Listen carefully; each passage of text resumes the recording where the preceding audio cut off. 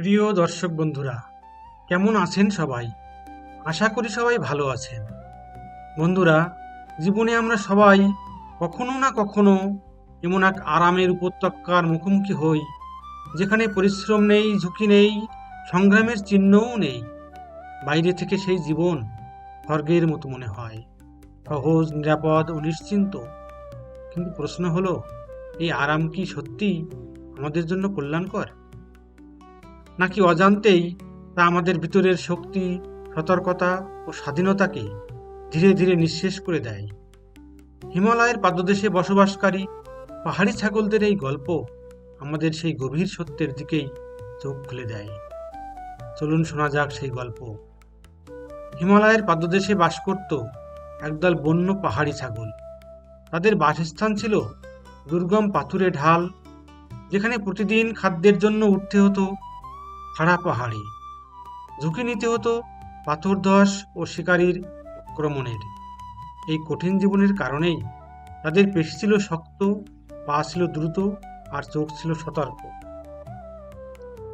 একদিন ভোরে খাবারের সন্ধানে বেরিয়ে কয়েকটি ছাগল দুর্ঘটনাক্রমে নিচের এক বিশাল উপত্যকায় পথ হারিয়ে ফেলে। নিচে নেমে তারা দেখে এমন এক আশ্চর্য ভূমি, যেখানে নরম ঘাস মাটি ভরা, জলধারা পথে বয়ে চলেছে, ফলের গাছ ঝুঁকে আছে, আর কোথাও নেই কোনো শিকারী বা ঝুঁকি। প্রথমে তারা অবাক হয়, তারপর আনন্দে উচ্ছ্বসিত হয়ে সেখানেই থাকতে ইচ্ছা করে। পাহাড়ে ওঠার কষ্ট আর নিতে হবে না ভেবে তারা যেন খুশিতে আত্মহারা। দলের ছাগলদের মধ্যে ছিল এক বুদ্ধিমান তরুণ, তার নাম গিরি। সে সবসময় সবার সাথে পরিশ্রম করে পাহাড় বেয়ে খাবার সংগ্রহ করত। গিরি এই আরামের জীবন দেখে দ্বিধায় পড়ল। সে ফিরে যেতে চাইল তাদের পূর্ব ঠিকানায়, কিন্তু অন্যরা বলল, এই তো স্বর্গ, আর পাহাড়ে গিয়ে জীবনের ঝুঁকির দরকার কি? কিন্তু গিরি বলল, সহজ খাবার যতই ভালো লাগুক, আমাদের শক্তি তো পাহাড়েই তৈরি হয়েছে। আমি ওখানেই ফিরে যাচ্ছি। তোমরা থাকতে চাও থাকো, কিন্তু সাবধানে থেকো। অন্যরা হেসে বলল, তুই ইচ্ছে করলে আয়, নইলে আমাদের সুখ দেখে হিংসে করিস না। গিরি ফিরে গেল তার আগের পাহাড়ি জীবনে। আবার শুরু হলো দৈনিক অনুশীলন, পাথরে লাফানো, উঁচু ঢালে চড়া, দ্রুত দৌড় ও সতর্কতা। সে জানতো কষ্টে থাকলেও সে নিজেকে হারায়নি। কয়েক মাস পর এক সন্ধ্যায় গিরির মন খসখস করে উঠল। বন্ধুদের একটু দেখা দরকার। তাই সে নিচের উপত্যকায় নেমে এলো। গিয়ে দেখে আগের সেই সবুজ উপত্যকার চিত্র অনেক বদলে গেছে। ঘাস মাড়িয়ে মাটি শক্ত হয়ে গেছে, ফল শস্য কমে গেছে, আর চারদিকে অদ্ভুত নিস্তব্ধতা। সে তার পরিচিত বন্ধুদের খুঁজে পেলেও অবস্থা দেখে হতবাক হলো। অনেক ছাগল মোটা ও অলস হয়ে গেছে, কেউ কেউ হাঁটতেও কষ্ট পাচ্ছে, কেউ রোগে জর্জরিত। আর আশেপাশে বেড়ে উঠেছে বুনো কুকুর আর শেয়ালের দল। গিরি অবাক হয়ে এক পুরনো বন্ধুকে জিজ্ঞেস করলো, তোমরা এত দুর্বল হলে কেন?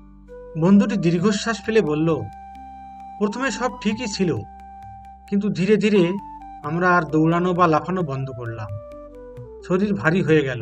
যখন শেয়ালের দল এলো, আমরা কেউ পাহাড়ে উঠে পালাতে পারলাম না। অনেকেই মারা গেছে, বাকিরা ভয়ে ক্লান্তিতে অচল। গিরি নীরবে চারদিকে তাকালো, তার চোখে কষ্ট আর উপলব্ধির মিশ্র ছাপ। সে বলল, শুধু খাবার থাকলেই জীবন টেকে না। চলাফেরা, কঠোরতা আর প্রস্তুতি ছাড়া স্বাধীনতা টেকে না। পাহাড়ের কষ্টই ছিল তোমাদের শক্তি, আর আমি তা কেড়ে নিয়েছি।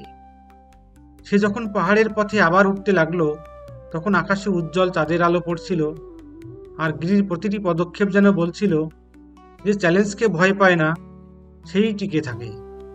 আরাম কখনো শক্তির বিকল্প নয়। বন্ধুরা, এই গল্প আমাদের শেখায়, জীবনের প্রকৃত শক্তি জন্ম নেয় আরামে নয়, চ্যালেঞ্জের মধ্যেই। যে পরিবেশ আমাদের প্রতিদিন পরীক্ষা নেয়, সেই পরিবেশই আমাদের গড়ে তোলে দৃঢ়, সচেতন ও স্বাধীন। সাময়িক সুখ আর সহজ সুবিধা যদি আমাদের অভ্যাসকে শিথিল করে দেয়, তবে একদিন সেই আরামই দুর্বলতার কারণ হয়ে দাঁড়ায়। গিরির পথ আমাদের মনে করিয়ে দেয়, কষ্টকে ভয় না পেয়ে তাকে গ্রহণ করাই প্রকৃত প্রজ্ঞা। কারণ সংগ্রামই মানুষকে টিকে থাকার যোগ্য করে তোলে, আর আত্মসম্মান ও স্বাধীনতার প্রকৃত মূল্য শেখায়। বন্ধুরা, যদি এই গল্প আপনাদের অনুপ্রাণিত করে থাকে তাহলে একটা লাইক দিন, শেয়ার করুন আপনার প্রিয়জনের সঙ্গে। আর হ্যাঁ, নবদিশা চ্যানেলটি সাবস্ক্রাইব করতে ভুলবেন না, কারণ আমরা প্রতিনিয়ত নিয়ে আসি নতুন নতুন মোটিভেশনাল ভিডিও। তাহলে ঠিক আছে, দেখা হবে পরবর্তী ভিডিওতে। ততক্ষণ পর্যন্ত ভালো থাকুন, সুস্থ থাকুন আর দৃঢ়তার সাথে এগিয়ে চলুন। ধন্যবাদ।